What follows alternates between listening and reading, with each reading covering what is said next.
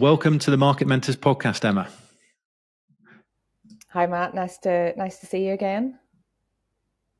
Indeed.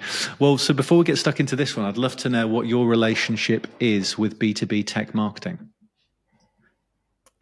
I like the way you put that, the relationship with B2B tech marketing. So I've been in B2B tech marketing for quite a while now, probably just over 20 years. Have done B2B tech pretty much my whole career. Before it became sexy, I was doing B2B tech really early on. I actually started in the field of translation. So my degree was actually in languages, and then I went into translation. But it sort of moved into marketing because the whole area of translation was quite closely connected to marketing at that point. So yeah, very quickly got into marketing, and then did a few years agency side. So working for B2B tech agencies on big clients like Hewlett Packard and Dell and things. Then moved client side, did a few stints with, again, big tech companies like HP, Symantec, Kaspersky, those sorts of companies, and then sort of moved back and forth between the agency and the client world for a while. And then about 6 years ago, I actually moved into startups. One of my things with working with the bigger companies was that they were a little bit more slow, a little bit more stuck in a lot of bureaucracy and politics. So moved into startup marketing, and I've been doing that since, sort of about 5 or 6 years now.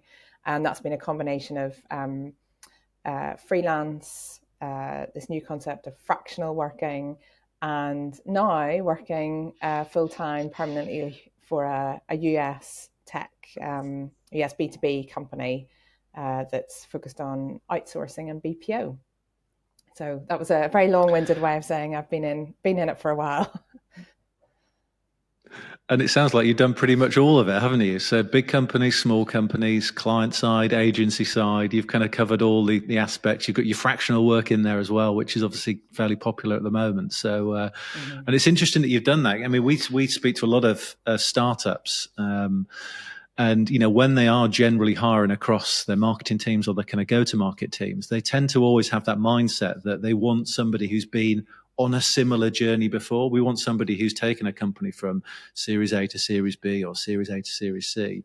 So it's quite rare that we get asked for marketers from large companies. But you've actually made that sort of transition, throughout your career, which suggests actually it's more about your curiosity, more about your style, your knowledge, and applying that knowledge into a different environment. Maybe a lot of startups are a bit closed off to those sort of ideas, really. Yes, yeah. I would liken that to when I was agency side, there was a lot of stigma about going client side. So there was this thing about, well, if you're agency, you can't go client, and vice versa. And that persisted for a lot of years. Now, obviously, that's not the case anymore. But yeah, it feels like it's flipped now to this. Well, if you're a big company person, you can't go to startup, and vice versa. And of course, that's just a gross generalization. It's all down to the person. And, there are plenty of people in big companies that are frustrated and want to move faster. And then there's plenty of people in startups who can't keep up with the pace, or can't sort of struggle with the vagueness of it. So yeah, it's all down to the person. It's not these sort of gross generalizations that we try and latch on to. Indeed. Well, I think it's definitely worth us briefly talking about, before we sort of get into this podcast, the current environment that a lot of B2B tech companies find themselves in, because, as a lot of people will know, there's been a correction really in this market, which, impacts both on marketing as well as the hiring. I mean, what have you been seeing yourself? Gosh, well, the statistics sort of towards the end of last year were not great, were they? So I think I saw the latest numbers were like something like over 250,000 layoffs in tech. obviously, broader than marketing. And that was across lots of different sizes of companies. So, anything from Google and Meta to a lot of startups as well. I think one of the patterns that was happening yesterday or last year was that a lot of tech companies, especially startups, are propped up by VC money. So they're boosted every now and again by big injections of cash coming from the VC ecosystem. And last year for that was not great. The numbers, the amount of VC funding was down. I think Crunchbase were reporting it was the worst in 5 years that in terms of VC funding, and it was anything from 20% drop year on year in Q3, Q4 to something like almost 60% drop in Q1 of last year. Now, in the face of it, you sort of, you sort of gasp and you go, oh my goodness, that's awful. And yes, obviously it resulted in a lot of layoffs and sort of putting the brakes on hiring. But at the same time, if we remember back to even during COVID, there was this massive boom in hiring and funding. And so it feels like it's maybe just a bit more of a correction that's happening, rather than it being this awful thing that there've been so many layoffs last year. Equally though, companies go through layoffs, redundancy rounds quite regularly, especially in tech. And it can be just a bit of a correction of organizational structure or where the money needs to go at different points in the company's journey. So, it's not necessarily the big, my goodness, the tech industry is going to fall over. It's not, it's a fundamental of how we live every day and how we work. So it's probably just a bit of a correction that's happening at the moment. Yeah, I mean, I remember the dot-com bubble that burst. That was probably the first big sort of tech one, wasn't it? And then we had the 2008 recession, then we had COVID. So to be fair, I'm surprised I don't have more grey hair, actually. But, certainly from our perspective, hiring has slowed a lot last year, as you can imagine. So there's been definitely a big sort of impact on that. But interestingly, actually, I'd probably say it's almost it depends on what level you're at. So for the sort of market that we're in, which is sort of B2B tech startups and scale ups, if you're in marketing, and let's take marketing specifically, let's say you're a marketing exec, senior marketing exec, marketing manager, maybe up to sort of 50,000, 60,000. Actually, the jobs market is pretty good.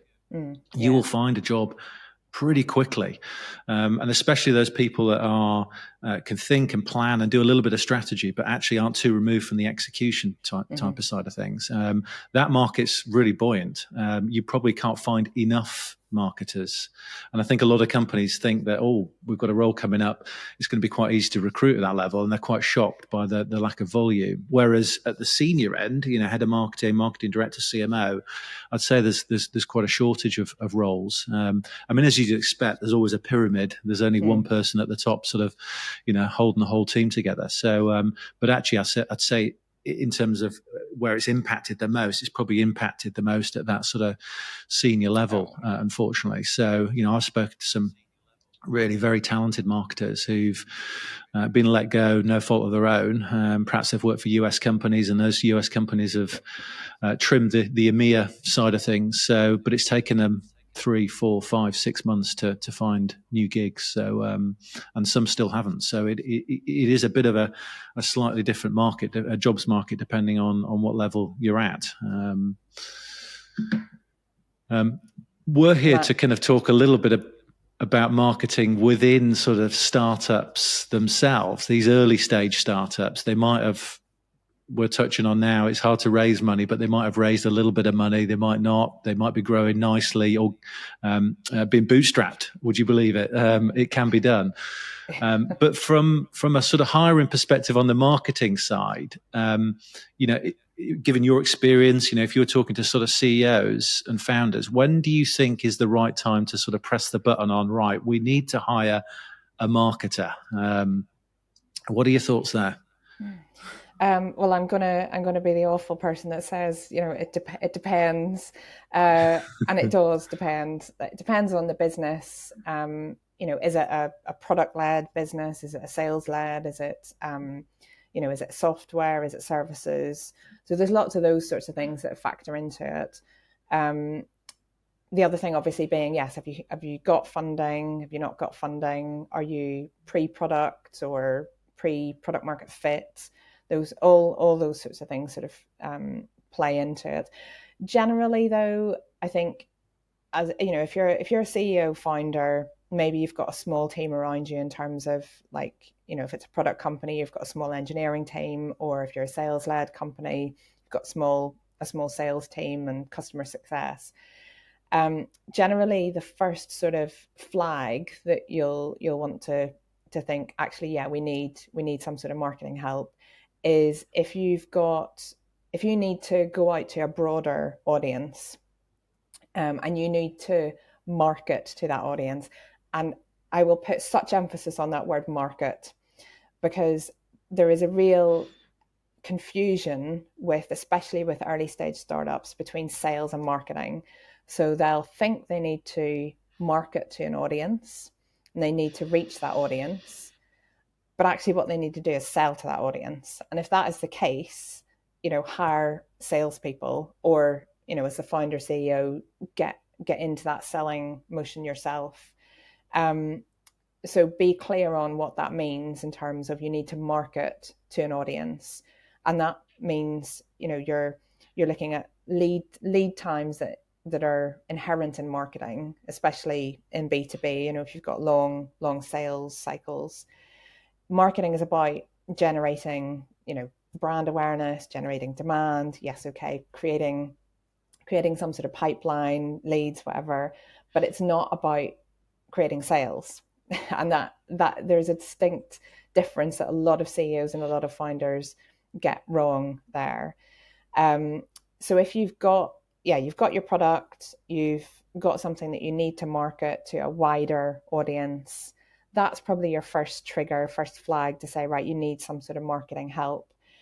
Now, again, a little bit of a mindset shift for a lot of people is, you don't need to automatically go full time. And the good thing at the moment is that there are lots and lots of different options available in the market in terms of how you can hire. And one of the things, I talk obviously a little bit from a biased perspective here, having come from this recently, is this fractional approach.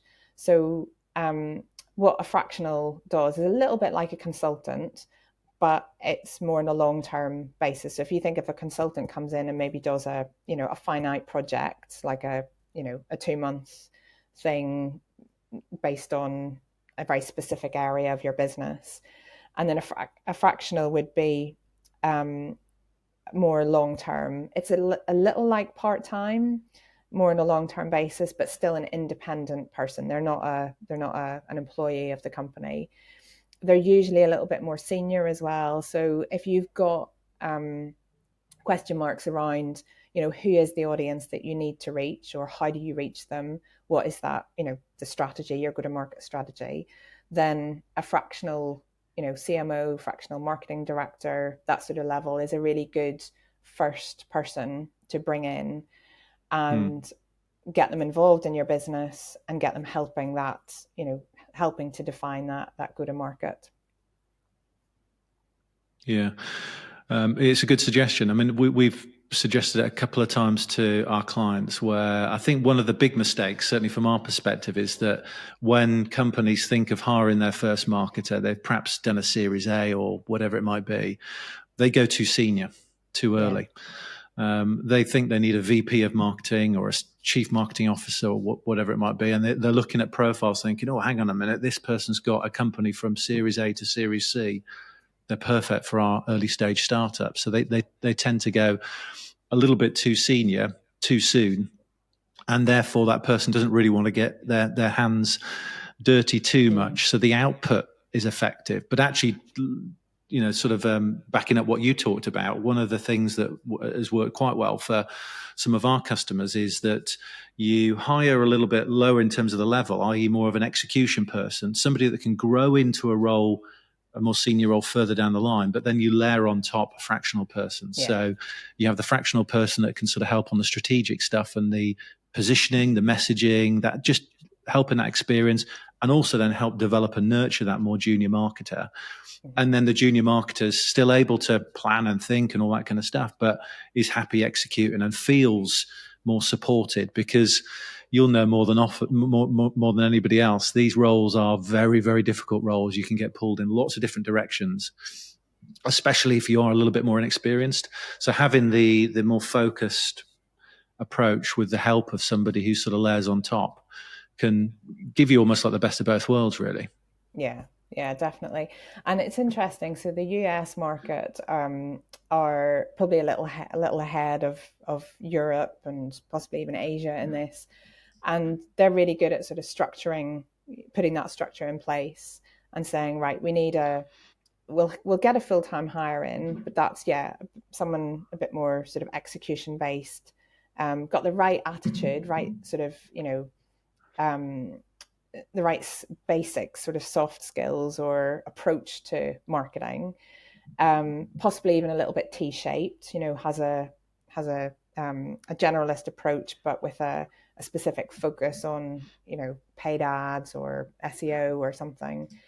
But then you're layering in this senior person, but you're not having to pay for that senior person on a full-time basis. One, because you don't need them on a full-time, but two, you can save money as well. You shouldn't be putting all that money into a senior full-time hire if you're truly an early stage startup. And so having that combination of execution person with the slightly senior head is a good combination. One of the things that also is really important early stage for CEOs and founders is knowing how to push back on certain things, especially from a marketing perspective. If you're an early stage startup, you've got a lot of pressures on you, and if you've got VC funding, any sort of funding, you've got that additional pressure of, well, where are the results? What's the ROI on this? 2 months in, and having someone a little bit more senior to push back on that and say, well, actually, this is going to take 6 months to have an impact. We'll not see the ROI yet. We need to be patient. Or knowing, actually, we do need to pivot. We need to change something in this strategy.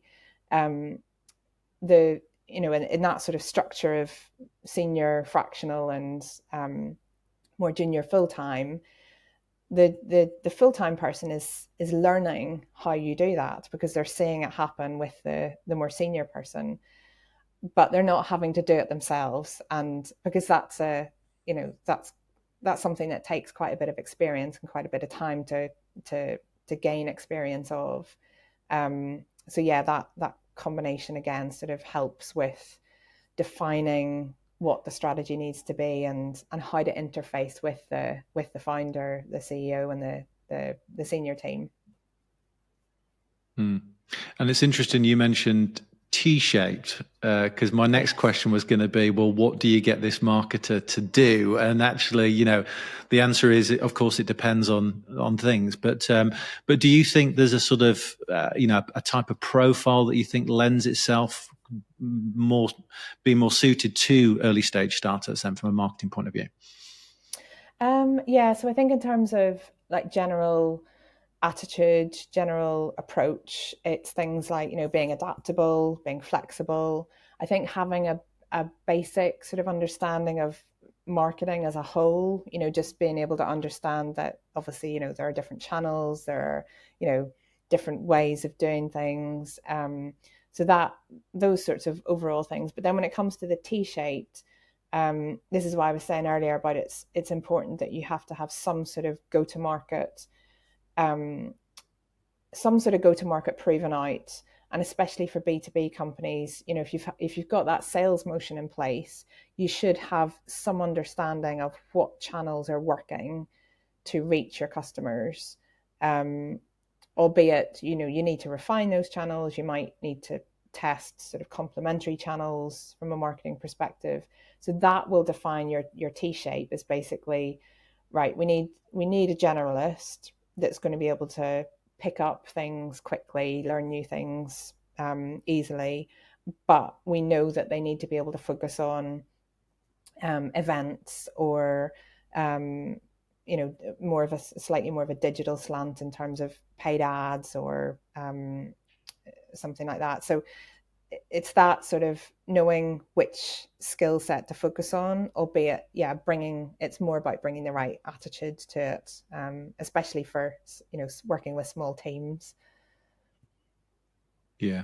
But I mean, because the strategy can change, can't it? And I think again, one of the common mistakes sometimes is people are so fixated on, right, inbound's going to be our channel, or paid ads is going to be our channel, or whatever it might be. That might pivot. And if you're hiring somebody who's too much of a sort of specialist, then you can make it quite difficult for that person, because then you're asking them to broaden out of the original job description or out of their original skill set. And some might be able to do it, but some might not be interested in doing it. They might be more keen on working in those more specialist areas. So T-shaped marketers are a great hire, I think, just because of the breadth of their experience, their ability to actually move between the different areas. And, you talked a little bit about the fractional stuff at the top, but actually there are plenty of freelancers as well you can bring in if you perhaps are just a little bit light in terms of pay-per-click knowledge, which can get a bit technical, or even like technical SEO is a good one as well, isn't it? So you can use these consultants, which doesn't really make it that expensive. So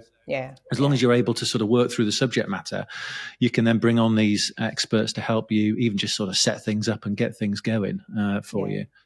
There's also these new agency models. So, we think of old school agencies, like obviously the big ones like Saatchi and stuff. But there are new agency models that work really well in that situation as well. So they're more distributed. They're not necessarily all full-time people. They're sort of groups of basically freelancers or strategists, maybe with a few people that are sort of running the agency itself. And those are really good teams to bring in for that sort of thing, because one I'm thinking of in particular is an agency called Growth Division, who work with startups, and they're really, really good at bringing in like different specialist skills and mixing and matching that as well, and changing depending on, right, we've got to test this channel, right, that didn't work, let's test this channel. And they're bringing in sort of different people at different points. So that is a completely different approach that a lot of startups don't realize is out there as well. Yeah, I think they probably put them in the bucket of it. Agencies are very expensive and perhaps a little bit more rigid in terms of what they do, whereas that sounds a lot more sort of growth experimental, if I can get my words out. Experimental, which is kind of what you need, isn't it? You want to test things and see if they work. If you get enough of a positive signal, you can invest a little bit more, etc., etc. So it's a good suggestion. What about you touched on it earlier, actually, when you were talking about the length of time it takes for things to work. And I think this is sometimes where there's a mismatch between what a CEO or a founder team expects from their first marketer and what's really realistic. The founders are perhaps used to sales, and maybe they might be sort of tech developers themselves, so they don't perhaps understand that certainly within a lot of B2B areas, it does take quite a while for things to take effect. How would a CEO or a founder know whether or not marketing's working or not? So I think there's lots of things that'll go into that. First of all, what is it that you're doing from a marketing perspective? Because obviously there are channels that will have a quicker impact. If you've got a very, very simple self-service product or piece of software and it's targeting other startups or SMBs, your sales cycle is probably going to be quite short. So you can see quite quickly from that, okay, well, if we're testing this marketing channel, it is having an impact. It's, at least creating pipeline, or it's getting the eyeballs on it that it needs to for it to then be able to convert. But if you're, a more service-led company targeting enterprise clients, your sales cycle is potentially going to be 9, 12 months, possibly even more in a market, in an economy like it is at the moment. So expecting a marketing channel to flip the impact of that in a matter of months is, it's nonsensical. It's not, it's not going to work. So think about it sensibly in terms of what does your business do and how much traction have you got so far? How can you replicate that and how long is that going to take? But generally, I think, this is where this sort of more senior person will come into, is being able to judge if you're looking at a certain channel, are the metrics that you're getting within that channel healthy? Are they, what you should be expecting?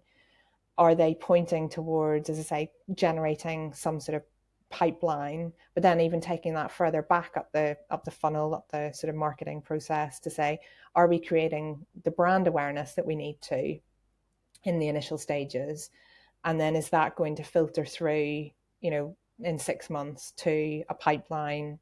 So it does need patience if you've got longer sales cycles, and it needs a few different sort of things happening at different call it customer journey stages to get the awareness of the product or the brand out there, get some sort of education in the market to clients, and then to start converting that on a sort of a gradual basis. But yeah, I think it's probably knowing within those channels that you're looking at, are those metrics healthy? Are they pointing in the right direction at least to start with, so that it will then convert in however many months' time. Yeah. Well, I think we've heard so much about leads and lead scoring and attribution and revenue, rightly so. It's almost like a lot of people focus so much on that because they think that's what they need to be thinking about, rather than exactly what you were talking about. Okay, you need to do the bit of the first. You need to build awareness in the market. You need to focus not, I guess, would they call them vanity sort of metrics they became known as, but these are kind of indicators that actually your message is landing, people are understanding who you are, what you do, your point of difference, whatever it might be, that will then translate into, okay, do you know what, I'm thinking of buying that learning management system. I saw some great educational content on LinkedIn, and then they start piecing it together, and then it becomes a lead, doesn't it? I think, I don't know, you may think differently to me, but maybe CEOs and founder teams think, okay, well, we just need leads and revenue, and that's the only way we're going to start to understand whether or not you're doing a good job for us. And we want it quickly. We want it in a month, 2 months. They can sort of run out of patience a little bit. So, and you hear so much more about brand these days, don't you? I mean, it's easier to build features and tech. Brand is really making a bit of a resurgence within sort of B2B marketing, especially. So these things that were sort of maybe put in the fluffy bucket a little while ago are super, super important. Yeah, and I think it comes back to that VC stuff that we were talking about at the start, which is, a lot of products out there, a lot of software solutions, even tech services have been propped up by VC money. And actually, when you take that away, you find, or we're all finding that, maybe these things aren't needed in the market. And actually, when you take it back to, well, people have to get out there and sell and do, this makes me sound old, but the basics of marketing, the basics of brand building, then you start to see which are the products, which are the companies and the brands that are actually sustainable and are actually going to be growing, as opposed to just being propped up by money that isn't actually showing what the EBITDA actually is. It's just a cash injection. So yeah, it does sort of come back to, what is the truth behind that funding bubble that we've seen. And yeah, when you strip it back, as you say, like it's, we're getting sort of back to some of those brand fundamentals that need to happen. There's a lot of sort of noise at the moment around that. I don't know. Do you know the guy who runs? Well, he's actually just sort of taken a different position. But the guy who runs Refine Labs, Chris Walker. Yes. Yeah. Yep. So he's obviously a big voice in B2B marketing, and his thing has, for years now, has been you can't track everything, and you can't attribute every lead to to a channel or whatever, and there's all this sort of dark stuff happening, and brand is a little bit like that. You can't track it to the nth degree. You can't say, well, yeah, we've done this amount of brand awareness in digital or even above the line now, and yeah, it's automatically resulting in this sort of this number of leads or this ROI. So it's there's a lot of gut instinct will factor into that as well, in terms of, well, given the context of the business, what are the right things that we need to do from a marketing perspective, and then be patient with those to prove them out. So yeah, it's it's an interesting debate at the moment. It is. And, tech companies are very good at letting us believe that we need their solutions. We need to advertise on LinkedIn. We need, our website is the channel that brings in all the traffic, all this sort of stuff. So they're fantastic at giving us that sort of information. But you go to an event and see somebody speak, you might lump on a website. Would you attribute it to the event or somebody landing on the website? Or if you're, if you've been referred to by somebody who check out this solution, that kind of dark social piece, and maybe you just happen to see a paid ad, a paid social ad pop up, and you click on that. Facebook having us believe that Facebook were the reason for that conversion, whereas it could have been somebody mentioning the name to you. Yeah. In an old school way. So tech companies are pretty good that they make us believe that we need their solutions all the time. We obviously do to a certain degree, but yeah. Well, we touched on some of the stuff about where startups sort of get this wrong from a marketing point of view. We talked about sort of hiring a bit too senior, didn't we? And perhaps not giving that person as much support.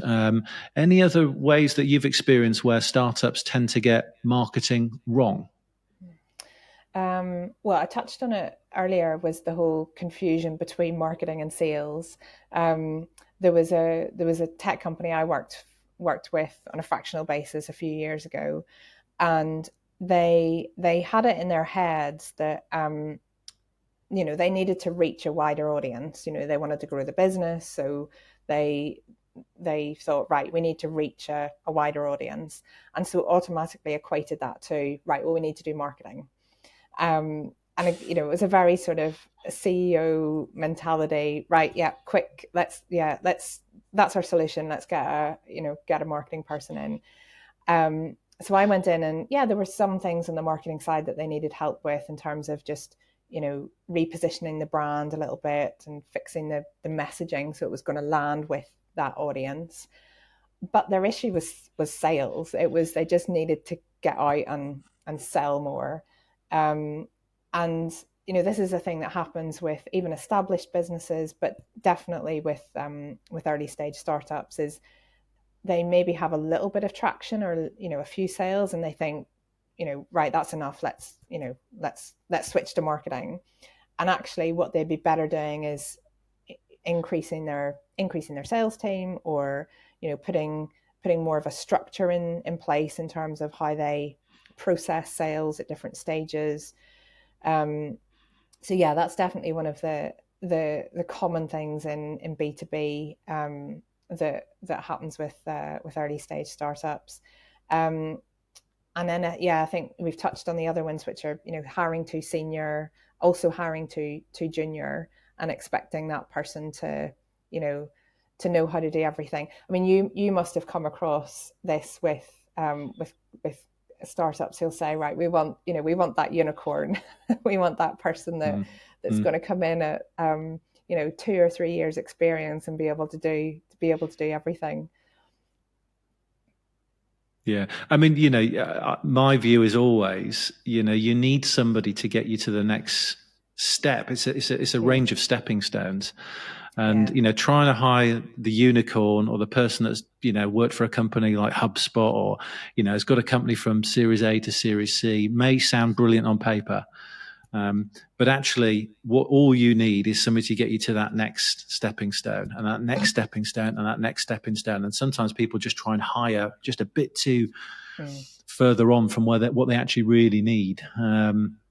And then yeah, also, it's just being able to assess it, isn't it? So, being able to talk about it eloquently in an interview is very different from being able to put it into practice. And I yeah, think sometimes founders and CEOs get bought into the people who can interview really well and talk a good game, whereas you really want somebody who's got those skills, because you're in B2B. It's all about bringing people on for the story and influencing and working with people and all that sort of stuff. Communication is really, really important, but you yeah, need people that can get it done.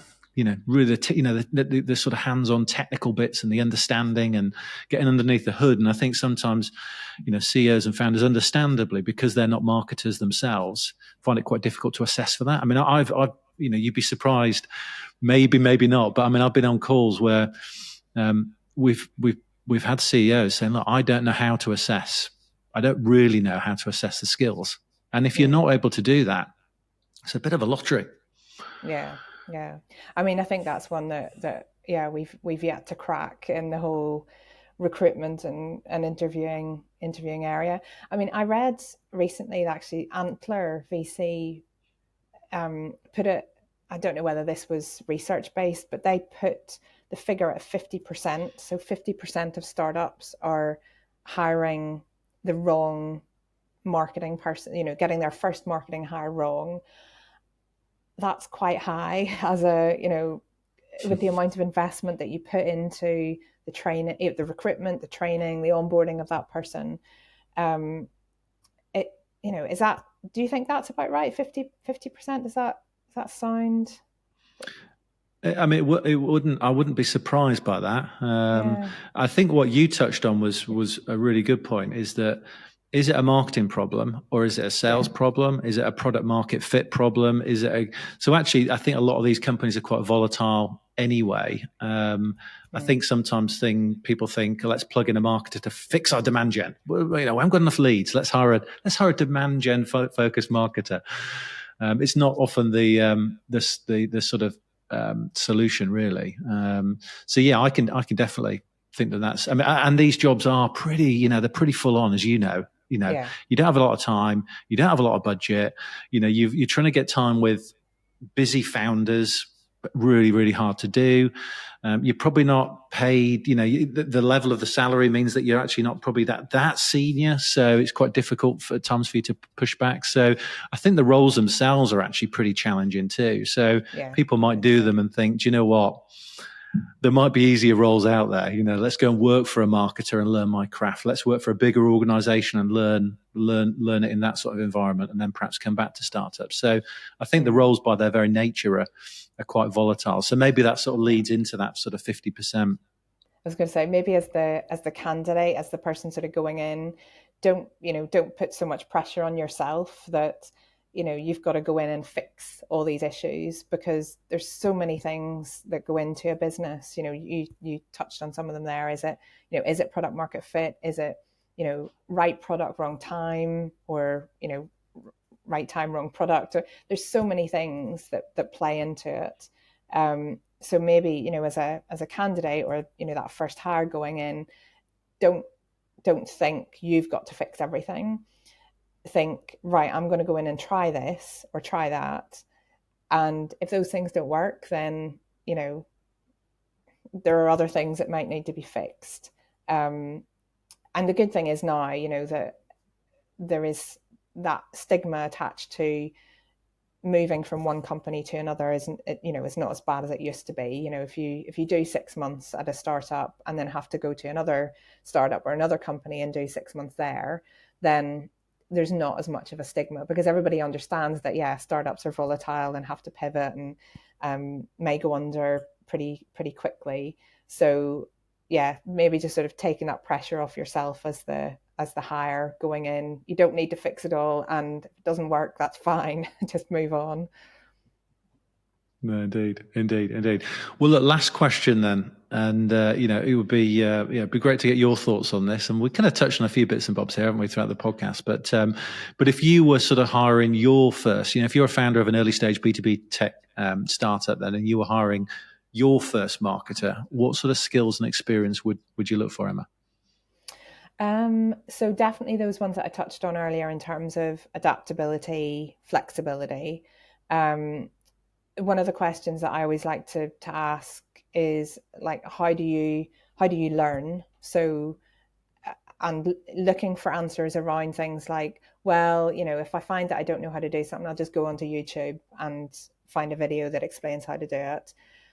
That sort of attitude of, well, I'll work it out. I'll go onto YouTube. Or my favorite one at the moment is actually Excel tips on Instagram. This seems to be a big thing, where you can just go on and learn stuff that you never knew how to do, but through these people that specialize on in Excel on Instagram. So that sort of attitude of, well, it doesn't matter that I don't know it. It's I can work it out, or I can find it out. Or the other attitude of, well, in marketing, we're not saving lives usually. If you try something and it doesn't work, does that matter? You can fix it. If you send an email and it's got the wrong subject line in it, is that really such a big deal? Or if you put a campaign live on Google or LinkedIn, and you've got something not quite right in it, does that matter? As long as you're picking up on that, you're fixing it and you're learning. It's that sort of mentality. Being able to pivot, so being able to sort of adapt and move. And again, that doesn't come back to, oh well, you've done it in a startup before. You could have done it somewhere else, even in your personal life. If you've demonstrated that you've pivoted from one approach to another, then that that's a really good skill to have.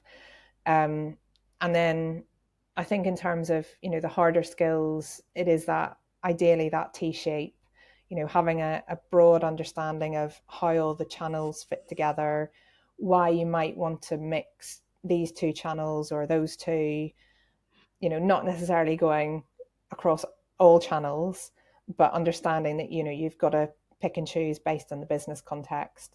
And then having that T-shape being either a little bit of experience or an interest in content or SEO or email, or and then obviously asking questions around, well, how do you demonstrate that interest or that T-shape? What are the newsletters that you read? Who are the people that you follow on social? That sort of thing. And more obviously that community based stuff. What communities are you in, and how are you engaged in those? How do you learn from them? So yeah, that takes it nicely back to the learning mentality, learning attitude being key. Yeah, I love it. And I love the curiosity side as well. And, that translates not only in terms of what you've done, but demonstrate that in an interview. Do some research. I know everybody knows we should be doing some research, but do some real research. What are they doing at the moment in the area that you're interviewing for? Yeah. What's working, what's not? What's your view on this? What could you tweak? And just have a few ideas. Even if those ideas aren't quite right, as long as you're turning up with something, a view, and back it up with some substance, that's what people want. They want people who've got that curiosity. So, yeah, I wholeheartedly agree on that front. So, well, Emma, it's been fantastic to talk to you. It's been great to talk to you in particular because you've had such a broad and wide career across all those different areas we were talking about, whether it be big companies, small companies, client side, agency side, and fractional work and all sorts. So it's been great talking to you and diving into your experiences. So I really do appreciate your time. Thanks, Matt. It was lovely to chat all things startup marketing, and thanks for having me on. Pleasure.